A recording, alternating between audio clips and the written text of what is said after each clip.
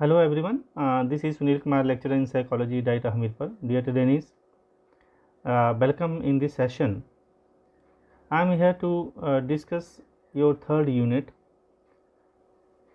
that is intelligence, creativity and individual differences, यानी कि बुद्धि, सृजनात्मकता और व्यक्तिक भिन्नताएं।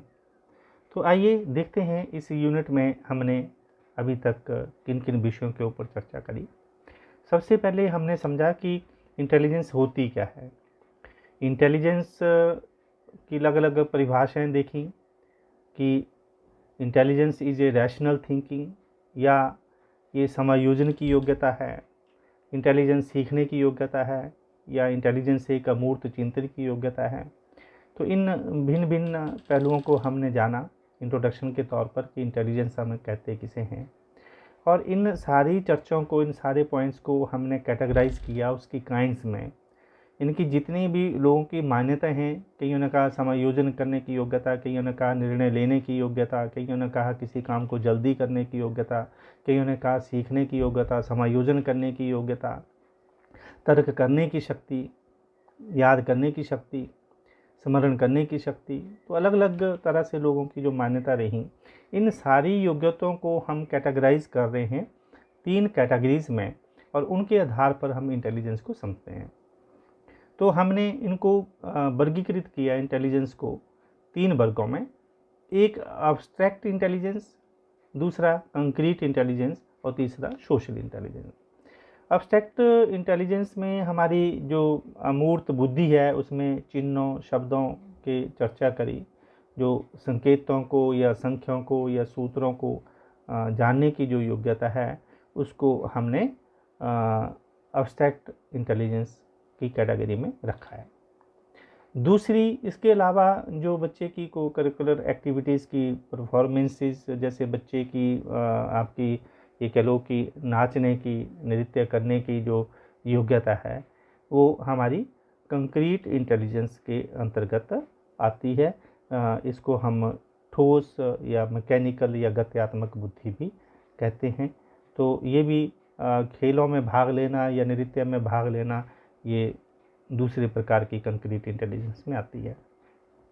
तीसरी सामाजिक इंटेलिजेंस, सामाजिक बुद्धि, जो समाज के अनुरूप व्यवहार करना, समाज के साथ उठना बैठना, दुख सुख में शामिल होना, समाज में व्यवहार करने की योग्यता, समाज के नियमों को पालन करने की योग्यता, समाज के साथ समायोजन करने की योग्यता, समाज के साथ अनुकूलन करने की योग्यता, ये तीसरी प्रकार की इंटेलिजेंस में रखा है।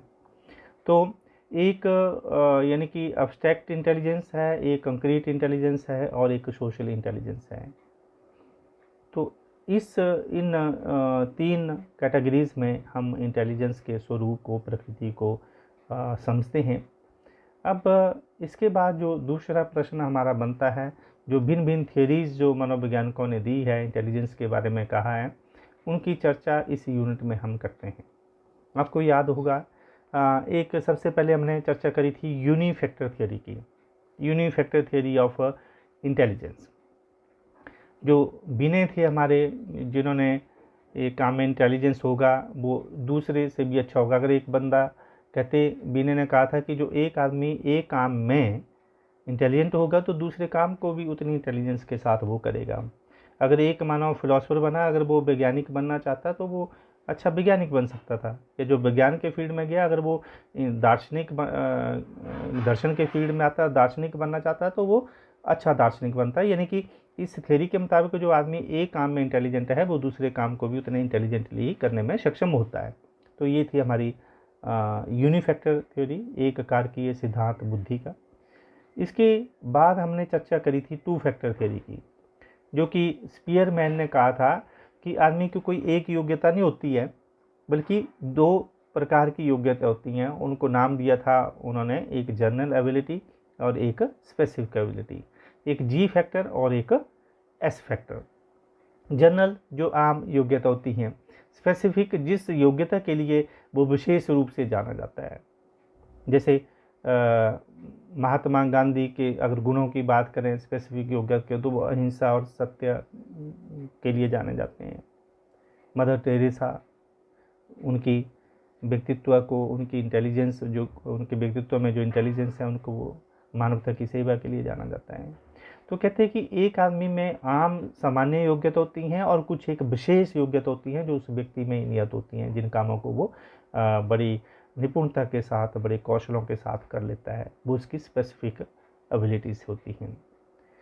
तो तीसरी जो हमारी थियरीज जिक्र किया था वो ग्रुप थियरी का, यानी कि ग्रुप थियरी में ये कहा गया था कि जो एक व्यक्ति एक समूह से रिलेटेड जो काम करता है उसमें वो निपुण होता है।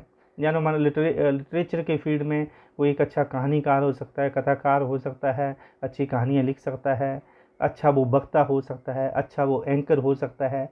तो लिटरेचर से जुड़ी हुई भी जितने भी फील्ड हैं उनमें वो माहिर होगा, उनमें उसकी जो है वो क्षमता अधिक होगी।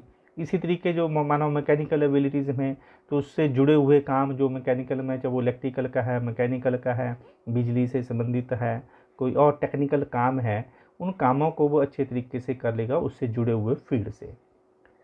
तो ये ग्रुप फैक्टर में एक सिद्धांत को लिया गया, ना दो गुणों को लिया गया, ना जनरल एबिलिटी, बल्कि एक समूह में बांटा गया, एक कैटेगरी के अंतर्गत बांटा गया कि व्यक्ति एक कैटेगरी के काम, उससे जुड़े हुए काम जो है वो उनको करने में सक्षम होता है, उसको ग्रुप फैक्टर थ्योरी का नाम दिया गया। उसके बाद जो चौथा सिद्धांत था वो था multi factor theory of intelligence. तो थॉर्नडाइक ने कहा था कि एक काम को करने के लिए किसी एक योग्यता की नहीं बल्कि बहुत सारी योग्यताओं की ज़रूरत होती है। काम एक होता है लेकिन एक काम को करने के लिए एक योग्यता की, मानो स्टेज को कन्वीन करने के लिए, एंकरिंग करने के लिए, स्टेज को संभालने के लिए कोई एक आपको भाषा की योग्यता नहीं चाहिए, आपके अंदर सिचुएशनल अप्रोच भी होनी चाहिए, सिचुएशंस को समझने की अप्रोच भी होनी चाहिए। तो बहुत सारे और टेक्निक्स, बहुत सारे और प्रकार की योग्यता उसमें काम आएंगी। तो किसी एक काम को करने के लिए कोई एक ही योग्यता नहीं आती कि भाषा की कमांड आपकी है और भाषा बड़ी शुद्ध आप लोग बोल देते हैं तो आप ज़्यादा अच्छे एंकरी बन जाएंगे। नहीं, कहता एक काम को करने के लिए उसके साथ और अन्य प्रकार की योग्यताओं की भी आपको ज़रूरत होती है, यानी कि एक काम को करने के लिए एक नहीं अनेकों योग्यताओं की ज़रूरत होती है। Is it clear? तो इन सारे सिद्धांतों के आधार पर और उसकी मीनिंग और डेफिनेशन के आधार पर हम इस निष्कर्ष पर पहुंचे थे कि बुद्धि कोई एकल योग्यता ना होकर समस्त योग्यताओं का योग होती है। Intelligence is a sum total of all abilities. इस निष्कर्ष के ऊपर हम पहुंचे थे, बुद्धि कोई एकल योग्यता ना होकर समस्त योग्यताओं का योग होती है। Intelligence is a sum total of all abilities. उम्मीद है आपको ये कंसेप्ट अच्छे से समझ आ चुका होगा। उससे बाद डियर ट्रेनीज अगर हम चर्चा करें तो उसकी टेस्ट की बात करी थी, टेस्ट ऑफ इंटेलिजेंस मेजरमेंट की बात करी थी। हमने उन टेस्ट को एक आसानी से समझने के लिए कैटेगराइज किया था। एक इंडिविजुअल टेस्ट का जिक्र किया था और एक ग्रुप टेस्ट का जिक्र किया था। तो इंडिविजुअल टेस्ट में हमने 3 कैटेगरी में टेस्ट को बांटा था। एक जो वर्बल टेस्ट होते हैं, दूसरे जो नॉन वर्बल किस्म के टेस्ट होते हैं और तीसरे जो परफॉर्मेंस टेस्ट होते हैं। जैसे बिने साइमन का जो टेस्ट है वर्बल किस्म का, मौखिक रूप में, जिसमें कि मौखिक रूप से जो प्रश्न पूछे गए होते हैं। नॉन वर्बल टेस्ट आपके वो होते हैं जिसमें कोई प्रश्न नहीं पूछे जाते, अमौखिक होती है, जैसे फिगर प्रॉब्लम से संबंधित है, स्टैंडर्ड प्रोग्रेसिव मैट्रिसेस जो आपकी चर्चा हमने करी थी, है ना, इस ढंग से, या मेज टेस्ट आपके जो हैं ये नॉन वर्बल हैं जिनको कि आकृति या चिन्हों के रूप में पेश किया जाता है। और परफॉर्मेंस टेस्ट वो होते हैं जिनमें कोई एक्टिविटी करनी होती है, जैसे चाहे वो फिंगर से, हाथ से कोई परफॉर्म करना होता है, एक्टिविटी बेस्ड जो टेस्ट होते हैं उनको परफॉर्मेंस टेस्ट कहते हैं। तो ग्रुप टेस्ट को भी इसी ढंग से, ग्रुप का अंतर यह है कि जो इंडिविजुअल टेस्ट हैं इंडिविजुअल एक व्यक्ति के ऊपर किए जाएंगे और ग्रुप टेस्ट जो है वो ग्रुप एक समूह के ऊपर किए जा सकते हैं। ये भी वर्बल या नॉन वर्बल या परफॉर्मेंस टेस्ट हो सकते हैं। जैसे आर्मी अल्फ़ा टेस्ट आपका वर्बल, आर्मी बीटा आपका टेस्ट नॉन वर्बल, और इसी ढंग से परफॉर्मेंस टेस्ट भी आपकी जो हमने तीसरी श्रेणी में रखा है। जो क्विक स्कोरिंग मेथड्स हैं ये सारे परफॉर्मेंस टेस्ट के अंदर आते हैं। तो इन टेस्ट को आप इसी ढंग से समझें। एक वर्बल टेस्ट का नाम या आप लोग याद रखेंगे, दूसरा नॉन वर्बल टेस्ट में कौन कौन से टेस्ट आते हैं उनको याद रखेंगे, तीसरा परफॉर्मेंस टेस्ट कौन कौन से होते हैं उनके नामों को आप लोग याद रखेंगे। तो इस प्रश्न को भी आप अच्छे ढंग से जो है वो हल कर सकते हैं। डियर टेनिस, इंटेलिजेंस में इसकी ये मीनिंग, कंसेप्ट और टाइप और थ्योरीज और ये मेजरमेंट ही आता है और इंटेलिजेंस का ये टॉपिक पूरा होगा। इसके बाद जो दूसरा इस यूनिट में जो टॉपिक आपका आता है वो क्रिएटिविटी। तो क्रिएटिविटी का अर्थ क्या है? सबसे पहले तो यही एक प्रश्न बनता है कि what do you mean by creativity. Creativity is something new product. किसी काम को नए तरीके से करना, नए ढंग से करना ही सृजनात्मकता कहलाती है। तो इसका मीनिंग और इसका कंसेप्ट को हम लोग समझें कि क्रिएटिविटी का क्या टाइप्स हैं। तो एक क्रिएटिविटी अगर हम टाइप्स की बात करें तो ये प्रोडक्टिव होती है, इंसेंटिव होती है, एक्सप्रेसिव होती है, इनोवेटिव होती है, इमेजिनेटिव होती है। तो ये इन टाइपों में हमने बांटा था। जो प्रोडक्टिव क्या हुई, इंसेंटिव क्या हुई, एक्सप्रेसिव क्या हुई, इनोवेटिव क्या हुई। तो उम्मीद है कि इन कैटेगरीज को आप अच्छी तरह समझ चुके होंगे और इनको डिस्क्राइब करने में सक्षम होंगे। डियर ट्रेनीज, इसके क्रिएटिविटी में एक जो उसके जो प्रोसेस थे उनकी भी हमने चर्चा करी थी। क्रिएटिविटी के आपको प्रोसेस याद होंगे कि एक प्रिपरेशन, सबसे पहले प्रिपरेशन, दूसरा इनक्यूबेशन, तीसरा इल्यूमिनेशन, चौथा वेरिफिकेशन। बहुत ही इंपॉर्टेंट पॉइंट्स हैं। प्रिपरेशन मतलब कि पहले तैयारी करना, जिस काम को करना उसके बारे में तैयारी करना। दूसरा इनक्यूबेशन, इनक्यूबेट करना। और तीसरा इल्यूमिनेशन, जो अचानक जागृत हो जाती है और एकदम उसका अचानक सोल्यूशन मिल जाता है। चौथा वेरिफिकेशन, जब जो कार्य हो जाता है तो उसकी हम जांच करते हैं इसमें क्या त्रुटि रही, क्या सही हुआ, क्या गलत हुआ। तो इनक्यूबेशन जो अचेतन की अवस्था थी, आपको याद होगा प्रेपरेशन में तैयारी है, इनक्यूबेशन में जो अचेतन की अवस्था में उसका सोल्यूशन होता जाता है, और इल्यूमिनेशन में अचानक प्रदीप्तीकरण हो जाता है, उसका हल मिल जाता है। ठीक है, इसके ऊपर हमने डिटेल में चर्चा करी थी और लास्ट में हम उसकी जांच करते हैं, वेरिफिकेशंस करते हैं कि और फिर नए ढंग से एक नई क्रिएटिविटी बनती है। तो क्रिएटिविटी का ये प्रेपरेशन, इंक्यूबेशन, इल्यूमिनेशन और वेरिफिकेशन ये बहुत इंपॉर्टेंट पॉइंट हैं। उम्मीद है आप इनको अब भलीभांति समझ चुके होंगे। तो इनको एक बार फिर से अच्छे से आपको समझना होगा क्योंकि ये बहुत इंपॉर्टेंट आपके प्रोसेस हैं क्रिएटिविटी के। आप जानते हैं कि थिंकिंग दो तरह की होती है, ये कभी टैट में भी प्रश्न आ जाता था। एक कन्वर्जेंट थिंकिंग होती है, एक डाइवर्जेंट थिंकिंग होती है। तो प्रश्न ये पैदा होता है कि क्रिएटिव लोग कैसे सोचते हैं, कन्वर्जेंट तरीके से या डाइवर्जेंट तरीके से। कन्वर्जेंट तरीका होता है एक तरीके से जो सेट ऑफ रूल्स है उसको फॉलो करना, लेकिन डाइवर्जेंट होता है विविध प्रकार के, एक विध बहुविध। तो बहुविध का तात्पर्य है डाइवर्जेंट। तो जो क्रिएटिव लोग हैं एक समस्या को हल करने के लिए एक नहीं बल्कि अनेकों तरीकों से सोचते हैं। इस करके जो क्रिएटिव लोग हैं उनकी जो थिंकिंग है वो डाइवर्जेंट होती है। अब ये एक प्रश्न ये पैदा हो जाता है आपके लिए एग्ज़ाम में कि क्रिएटिव जो चिल्ड्रंस हैं उन क्रिएटिव चिल्ड्रंस की क्या करैक्टरिस्टिक्स हैं। तो उनका इंटेलेक्चुअल लेवल क्या है, उन बच्चों में ओरिजिनलिटी होती है, उनमें इमेजिनेशन पावर होती है, फ्लेक्सिबिलिटी होती है, करेज होता है। तो ये विशेषताएं होती हैं हमारे क्रिएटिव बच्चों को पहचानने की कि उनका इंटेलेक्चुअल लेवल हाई होता है, फ्लेक्सिबिलिटी उन बच्चों में होती है और विचारों में उनकी मौलिकता होती है और उनकी इमेजिनेटिव पावर जो है, शक्ति जो है वो अधिक होती है और ये बच्चे उत्साहित होते हैं। तो इस तरह से हम क्रिएटिव बच्चों की विशेषताओं का जिक्र कर सकते हैं, उनकी व्याख्या हम लोग कर सकते हैं। अब एक जो हमारे पास समस्या आती है कि role of a teacher in development of children creativity. एक प्रश्न आपके लिए आ जाएगा, एक अध्यापक की क्या भूमिका होती है बच्चों की क्रिएटिविटी को डेवलप करने में। आप जानते हैं कि मैंने चर्चा करी थी क्लास में कि जो हमने 5 कैटेगराइज किए थे आईक्यू की। आईक्यू जो इंटेलिजेंस में एक जो टॉपिक आपका उसका जो मापन था, बुद्धि का मापन MA/CA × 100, तो उसको भी आप मापन को देख लें कि आईक्यू का मापन हम कैसे करते हैं, क्या फॉर्मूला है उसका, मानसिक आयु बटे शारीरिक आयु मल्टीप्लाई बाई 100। ठीक है, तो उसको हमने 5 कैटेगरीज में बांटा था।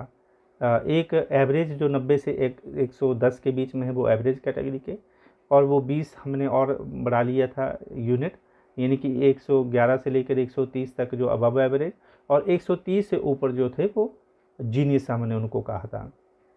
इसी ढंग से अगर हम निचली तरफ आ जाए, 90 से कम 70 तक हम आ जाए, तो हम बिलो एवरेज कहेंगे, और जो 70 से कम हैं जो वो चुनौतीग्रस्त बच्चे हैं, चैलेंज बच्चे हैं, मेंटली चैलेंज बच्चे हैं। तो ये 5 कैटेगरी में हमने आईक्यू को समझा था। 90 से 110 एवरेज, 111 से 130 तक अबव एवरेज, और 130 से प्लस जो वो जीनियस, यानी कि जो क्रिएटिव बच्चे होते हैं, प्रतिभाशाली बच्चे होते हैं, और जो 90 से कम स्लो लर्नर 70 तक, और जो 70 से कम हैं जो मेंटली चैलेंज्ड हैं, वो बच्चों को हमने रखा था। तो जो ये क्रिएटिव बच्चे हैं इनका आईक्यू भी अधिक होता है, और किसी भी एक हाई लेवल होता है इंटेलिजेंस का। तो इन बच्चों को हमारे पास जो समस्या होती है, जो बच्चे बहुत क्रिएटिव हैं, एक एक्स्ट्राऑर्डिनरी हैं, जीनियस हैं, और एक जो चैलेंज है, बीच की कैटेगरी के 3 कैटेगरी के बच्चों को सामान्य रूप से अध्यापक टैकल कर लेता है। लेकिन चुनौती तब होती है जो अगर आपकी क्लास में कोई जीनियस बच्चा है या कोई जो मेंटली चैलेंज निचली कैटेगरी का बच्चा है, तो उनको हम कैसे टैकल करें। यहाँ हम बात कर रहे हैं चिल्ड्रंस की क्रिएटिविटी की, जो क्रिएटिव चिल्ड्रंस हैं, तो और उनकी हम क्रिएटिविटी कैसे एनहांस कर सकते हैं, ये एक प्रश्न है। डियर ट्रेनिंग्स, अगर हमने बच्चों में अपनी क्लास में क्रिएटिविटी को प्रमोट करना है तो उसको मोटिवेट करेंगे, मोटिवेशन। दूसरा, टू प्रोवाइड अपॉर्चुनिटी, उसकी बात करी थी कि हम उसको अवसर प्रदान करेंगे, मौका देंगे, और एक्टिविटी बेस्ड लर्निंग करवाएंगे। कोई भी काम जो है वो एक्टिविटी से कराया जाए ताकि उसकी सीखने के कौशलों में वृद्धि हो। और फ्रीडम ऑफ वर्क, एक काम करने की स्वतंत्रता। तो ये 4 काम टीचर अच्छे से कर सकता है, बच्चे को प्रेरित कर सकता है, उसको अवसर प्रदान कर सकता है, और एक्टिविटी बेस्ड लर्निंग के माध्यम से तथा उसको काम करने की फ्रीडम देकर बच्चे की क्रिएटिविटी को एनहांस किया जा सकता है, या टीचर जो है वो चिल्ड्रन की क्रिएटिविटी को में वृद्धि कर सकता है। अब इसी ढंग से role of a school in development of children creativity, school का क्या भूमिका है। तो स्कूल की भूमिका है, स्कूल एज ए होल, एक संस्था, एक यूनिट के रूप में, एक वहाँ का एनवायरनमेंट अगर पॉजिटिव एनवायरनमेंट हो। दूसरा, सोशल एक्सेप्टेंस की हमने बात करी थी। तीसरा, स्पेशल प्रोग्राम फॉर स्टूडेंट्स। तो ये 3 तरह के एक स्पेशल प्रोग्राम्स बच्चों को प्रोवाइड करें जिससे उसकी क्रिएटिविटी बढ़े, और एक हेल्दी एनवायरनमेंट हो, पॉजिटिव एनवायरनमेंट हो, और जिसकी सामाजिक स्वीकृति हो। तो ये स्कूल का रोल होता है कि अगर इस तरह का वातावरण हम देंगे तो वहाँ स्कूल के बच्चे जो हैं वो अधिकतर क्रिएटिव बनेंगे। तो डियर ट्रेनिंग्स, इसी ढंग से हम इसका भी मापन करेंगे। मापन के भी ऊपर आपको प्रश्न आपको आ जाता है, टेस्ट मेजरिंग क्रिएटिविटी। तो ये भी आप इन टेस्टों के नाम याद रखेंगे, बाय यूजिंग स्टैंडर्डाइज जो टेस्ट हैं, या बाय यूजिंग इनफॉर्मल टेस्ट हैं, या बाय ऑब्जर्वेशन। तो इन ढंग से जो चाहे व्यवहारात्मक निरीक्षण हैं, चाहे वो सृजनात्मक परीक्षणों का प्रयोग है, इनके माध्यम से हम बच्चों की क्रिएटिविटी को माप सकते हैं। तो कुछ हमारे पास बिहेवियरल टेस्ट होते हैं, और कुछ हमारे क्रिएटिविटी को मेजरमेंट के टेस्ट होते हैं, जैसे मैंने कहा जो स्टैंडर्डाइज टेस्ट होते हैं, इनफॉर्मल होते हैं, या ऑब्जर्वेशन के द्वारा हम उनका मापन कर सकते हैं। अब मेथड्स ऑफ क्रिएटिविटी, अगर क्रिएटिविटी के क्या टेक्निक्स हो सकती हैं, तो भी क्रिएटिविटी की टेक्निक्स की हमने चर्चा करी थी। जैसे ब्रेनस्टॉर्मिंग, एक प्रश्न पूछ के उनको बोलने का मौका, एक को, दो, दूसरे को, तीसरे को, वो वैसी स्थिति पैदा करना जिससे बच्चे की ब्रेन स्टॉर्मिंग हो। दूसरा, मोटिवेशनल स्टोरीज, एक प्रेरणादायक कहानियाँ सुनाकर। तीसरा, डाइवर्जेंट थिंकिंग, एक समस्या को हल करने के लिए विविध तरीके के सोचने का अवसर प्रदान करना। और चौथा, इंटेलेक्चुअल क्यूरियोसिटी, बच्चों में बौद्धिक उत्सुकता हो, जानने की इच्छा हो कि अगर ये हुआ तो अब इसके बाद ये हम नया निर्माण कैसे कर सकते हैं, इस कंसेप्ट को और अच्छे ढंग से कैसे समझ सकते हैं। तो बच्चे की इंटेलेक्चुअल जो क्यूरियोसिटी है इसको एनहांस करने से। और एक सबसे अहम पहलू है कि क्लास में टीचर भी क्रिएटिव हो। अगर टीचर क्रिएटिव होगा तो उनके स्टूडेंट्स भी क्रिएटिव बनेंगे, उनको वैसा वातावरण मिलेगा। तो ये एक brain storming, motivation, divergent thinking और इंटेलेक्चुअल क्यूरियोसिटी और क्रिएटिव टीचर्स अगर हों तो वहाँ पर उन बच्चों के लिए एक क्रिएटिविटी को एनहांस करने का एक अच्छा मेथड रहेगा। इसके बाद ये ट्रेनिंग, जो तीसरा प्रश्न हमारा इस यूनिट में बनता है उसको हमने डिस्कस करना है, इंडिविजुअल डिफरेंसेस। हमने ग्रोथ एंड डेवलपमेंट में भी इसकी चर्चा करी थी कि individual differences are the product of interaction between heredity and environment. तो टाइप्स ऑफ इंडिविजुअल कैसे हैं, इंटर इंडिविजुअल डिफरेंसेस कैसे हैं और इंट्रा इंडिविजुअल डिफरेंसेस क्या हैं। तो इंटर इंडिविजुअल डिफरेंसेस की हमने चर्चा करी थी और इंट्रा इंडिविजुअल डिफरेंसेस के बारे में हमने इस टॉपिक के अंतर्गत पढ़ा। तो व्यक्तिगत भिन्नताएं आनुवंशिकता वातावरण की अंतःक्रिया के परिणाम स्वरूप होती हैं, यानी कि हेरिडिटी का प्रभाव पड़ता है और वातावरण का प्रभाव पड़ता है। इस करके दैनिक जीवन में हमें लोग अलग अलग दिखते हैं। लोग फिजिकली भी अलग हैं, जिस तरीके से फिजिकली अलग हैं उसी ढंग से लोग मेंटली भी अलग अलग होते हैं, यानी कि उनका IQ भी अलग होता है, उनका अचीवमेंट लेवल भी अलग होता है, उनकी एबिलिटीज़ भी अलग होती हैं, उनकी क्षमता भी अलग होती हैं, उनका उपलब्धि स्तर भी अलग अलग होता है। तो जैसे हम लोग कोई छोटा, कोई मोटा, कोई पतला, कोई मोटा, कोई काला, कोई गोरा, इस ढंग से जो हम वजन के आधार पर, हाइट के आधार पर, रंग के आधार पर अलग होते हैं शारीरिक रूप से, तो उसी ढंग से हम बुद्धि के आधार पर मानसिक रूप में भी भिन्न भिन्न होते हैं। तो इसके स्कोप्स ऑफ या फॉर्म्स ऑफ इंडिविजुअल डिफरेंसेस, एक फिजिकल डिफरेंसेस के हेडिंग के तहत हम डिस्कस कर लेंगे। दूसरा, mental differences and differences in interest, sex differences और differences in learning and personality. तो इन पॉइंट्स के आधार पर हम डिफरेंसेस को डिस्कस कर सकते हैं। मानसिक भिन्नताएँ क्या हैं, रुचियों में भिन्नता क्या है, सेक्स डिफरेंसेस होते हैं और सीखने में डिफरेंसेस होते हैं, व्यक्तित्व में डिफरेंसेस होते हैं। इन पॉइंट्स को हम एलेबोरेट करके एक नया प्रश्न बना सकते हैं। अब सवाल कई बार ये आ जाता है, प्रश्न ये पैदा होता है कि एजुकेशनल इम्प्लीकेशंस क्या हैं, इंडिविजुअल डिफरेंसेस को का क्या शैक्षिक महत्व है। तो ये एक टीचर के लिए ज़रूरी है डिफरेंस इन एबिलिटीज़ को समझना कि बच्चों की अलग अलग योग्यता होती है। किस बच्चे में, कोई बच्चा कहते नकारा नहीं होता, उसमें अपने अपने प्रकार की कोई ना कोई एक विशेषता होती है, कोई ना कोई एबिलिटी होती है। डिफरेंस इन एटीट्यूड, हर एक बच्चे की एबिलिटी अलग अलग होती है। And difference in achievement level, हर एक बच्चे की अचीवमेंट में, उपलब्धि सब में, कोई इस फील्ड में माहिर होगा तो कोई दूसरे फील्ड में माहिर होगा, कोई इस फील्ड में अच्छा करने वाला होगा तो कोई दूसरे फील्ड में अच्छा होगा। तो एक शैक्षणिक महत्व है कि टीचर को समझने में आसानी हो जाती है, ताकि उस बच्चे को, टैलेंट को, पहचान को, वो उसके जो कौशलों का विकास करे और उसकी लर्निंग को एनहांस करने में मदद करे। तो डियर ट्रेनीज, इसके अलावा methods for measuring individual differences के बारे में भी हमने चर्चा करी थी कि चाहे हम माप सकते हैं इंडिविजुअल डिफरेंसेस को ऑब्जर्वेशन के द्वारा, इंटरव्यू मेथड के द्वारा, रिपोर्ट ऑफ पेरेंट्स के द्वारा, प्रोजेक्टिव टेक्निक्स हैं, क्वेश्चनर्स हमारे हैं। तो जितने भी मेथड्स हमने फर्स्ट यूनिट में पढ़े थे उनको हम लोग यहाँ अप्लाई कर लेते हैं, चाहे वो निरीक्षण विधि हो, चाहे साक्षात्कार विधि हो, या पेरेंट्स की रिपोर्ट तैयारी करने की हो, या जो प्रक्षेपण विधियाँ हैं या जो प्रश्नावलियाँ हैं उनके माध्यम से हम इंडिविजुअल डिफरेंसेस को माप सकते हैं। तो ये प्रश्न हमारा इंडिविजुअल डिफरेंसेस के अंदर बनता था। तो डियर ट्रेनीज, हम ने इस यूनिट में मुख्यतः 3 प्रश्न आपके बनते हैं और इनमें 3-3 प्रश्न बना के आपके 9-10 प्रश्न बन जाते हैं। 4-4 प्रश्न बना देंगे तो 12 प्रश्न अप्रॉक्सीमेटली बन जाते हैं।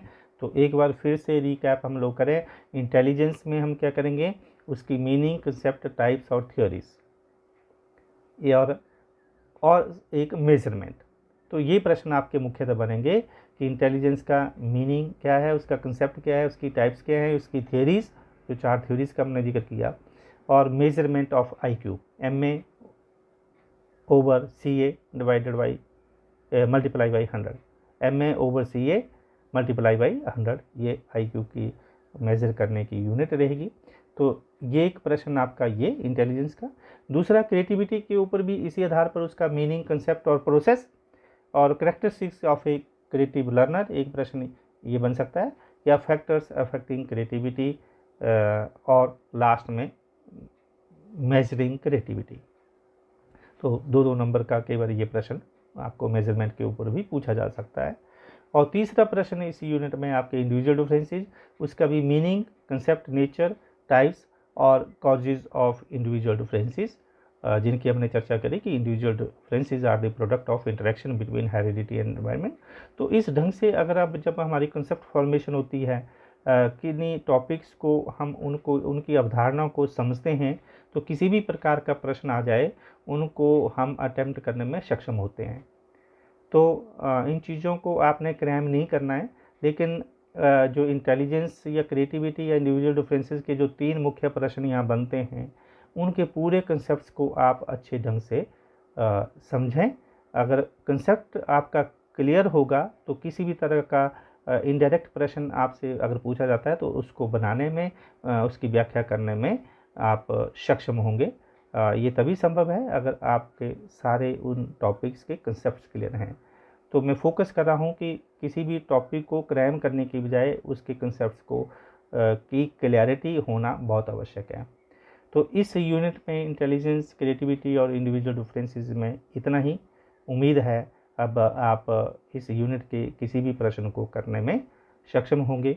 इसी उम्मीद के साथ थैंक यू वेरी मच।